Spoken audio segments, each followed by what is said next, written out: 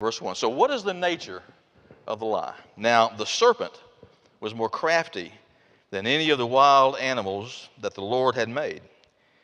The serpent said to the woman, did God really say you must not eat of any fruit of the tree? The first nature, the characteristic of the lie says you can't trust what God has said. He questions what God has said. Did God say? The nature of the lie is that you cannot trust what God has said. Look on down through there. Did God say to Eve? The second characteristic of the lie is there. Then the consequence, the third characteristic of the lie. Look at verse 6, starting at verse 6 anyway. When the woman saw that the fruit of the tree was good for food and pleasing to eat to the eye, and was desirable for the gaining of wisdom, she took it and ate it, and she gave it to her husband who was there with her. So let's look at the three characteristics of the lie, because every lie of Satan springs from this.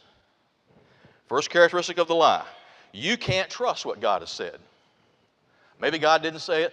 It comes in many forms. Maybe God didn't say it. Maybe it's out of date. Maybe you misheard. Maybe blah, blah. It comes in many forms, but essentially the first characteristic of the lie says you can't trust what God has said. And that gets you to thinking. All right, the second characteristic of the lie is in verse 4. God's truth is exchanged for a lie. You shall not surely die. Now, that's a pretty strong statement for the old snake to make. But he's calling God a liar at this point.